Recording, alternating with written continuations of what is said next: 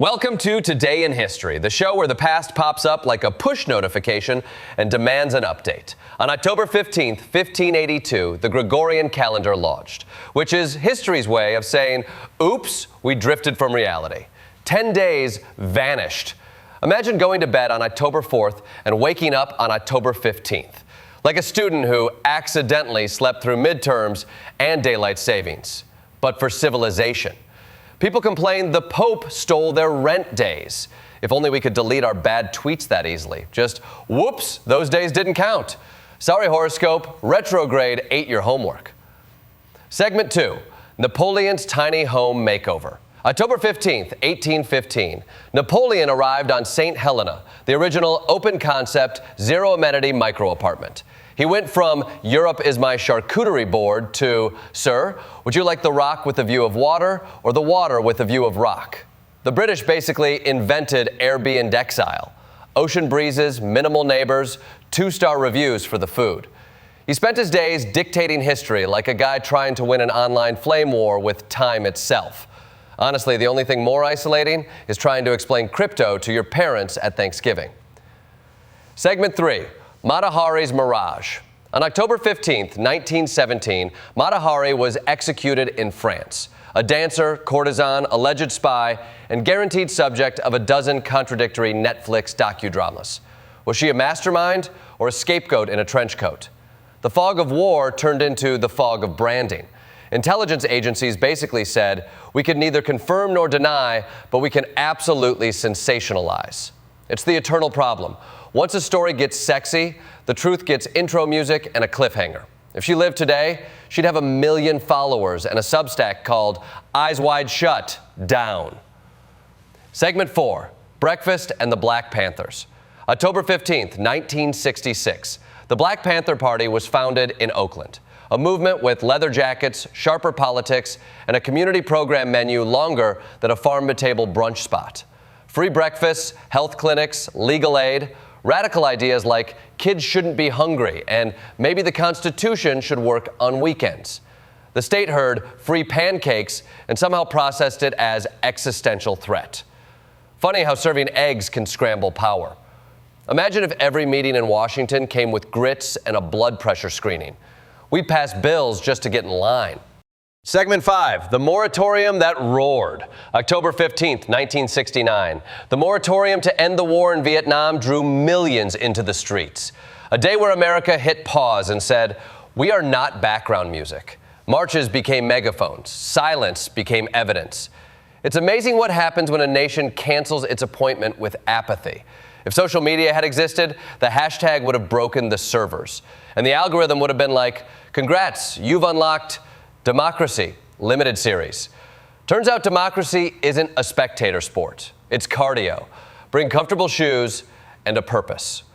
Segment 6, Lucy, you've got some ratings to do. On October 15th, 1951, I Love Lucy premiered, and television learned that gravity can be defied by timing, a facial expression, and a vat of chocolate. Lucille Ball showed how to be hilariously human at industrial scale. Without Lucy's blueprint, we don't get modern sitcoms. We get 3 camera angles of sad men buying beanbag chairs. She did what comedy always does best, sneak truth in with the whipped cream. Also, Desi invented the rerun so he could see his own genius while vacationing. That is the American dream, passive income with punchlines. Segment 7, China takes a human leap. October 15th, 2003. China launched Shenzhou 5 with Yang Li Wei aboard, officially joining the We Put People in Space group chat. It's the chat where everyone's profile picture is the same planet and nobody can agree who brought the snacks. Space is the world's ultimate group project. Everyone wants their name on the poster. No one wants to admit they forgot the metric wrench. Still, one more nation reached orbit, and for a second, borders got replaced by star fields. Then we remembered orbital debris is just international passive aggression at 17,000 miles per hour. Segment 8, confirmed and controversial. October 15th, 1991, the Senate confirmed Clarence Thomas to the Supreme Court after hearings that glued a nation to C-SPAN like it was prestige TV. We learned about power, gender, race, And how many times a senator can say, "reclaiming my time," without actually reclaiming anything? The confirmation became a mirror that some tried to fog with their breath. The legacy? A reminder that the robe is heavy because it's stitched with our contradictions. Also, maybe, just maybe, the best background check is listening to people who don't have microphones. Segment 9, Cassini's Grand Departure. October 15th, 1997. NASA launched Cassini-Huygens to Saturn, the solar system's mood ring. Years later, it would dive between the rings like a figure skater with a PhD. Cassini taught us that science class can have romance, storms that look like eyes, moons that belch oceans, rings that are basically ancient ice confetti. The mission ended with a grand finale, which is what we call it when scientists do something poetic and everyone pretends not to cry. Space exploration, the rare budget item that pays in wonder and postcards from physics. Segment 10, the night the wind forgot politeness. October 15th to 16th, 1987. The Great Storm walloped the UK, a meteorological plot twist that turned trees into pickup sticks and weather forecast into apology tours. It was the kind of storm that makes you humble, like nature pulling the fire alarm because we were getting cocky. Modern life loves predictability. Calendars, forecasts, surge pricing. But the atmosphere is that roommate who eats your leftovers and says the fridge looked at him funny. The lesson? Keep a flashlight, respect the sea, and never name your garden shed Titanic 2. Segment 11. Dear Abe, try facial hair. On October 15th, 1860, 11-year-old Grace Bedell wrote to Abraham Lincoln and suggested he grow a beard to look more presidential. Imagine your campaign pivot hinging on tween beard advice. He grew it, the nation swooned, and barbers started quietly practicing statesmanship. Politics is half policy, half vibes, and the vibes have sideburns. If Grace were alive now, she'd be a viral strategist charging $5,000 a Zoom to say, lose the necktie and talk human. Also, somewhere a political consultant is still invoicing for beard synergy. Segment 12, East German Symphony, Final Movement. October 15th, 1990. 10 months after the Berlin Wall cracked, East Germany's State Symphony played its last concert as a national institution. Some endings are standing ovations for beginnings. Music couldn't bulldoze a wall, but it could teach the physics of resonance. If enough hearts vibrate at the same frequency, concrete gets nervous. Reunification wasn't a perfect duet, more like two bands sharing one tiny practice room. But on nights like that, you can hear a continent tune up to democracy's messy key. Segment 13, the games people stream. October 15th, 1964. Tokyo's Olympics introduced the world to satellite broadcast spectacle. The moment sports discovered it could be everywhere at once and charge for it. Global TV turned a relay race into a planet-sized group text. Did you see that? I think my toaster did. It's the paradox of progress. We go further together, we argue louder apart. But for a few days, borders became lap lanes and diplomacy wore track spikes. The takeaway? The world will watch, especially if you hand out medals and pretend nationalism is a cardio class. Segment 14, Curriculum Wars Edition Infinity. Pick a century, pick an October 15th, and you'll find a school board somewhere arguing about what kids can read. The footnotes change, the plot stays the same.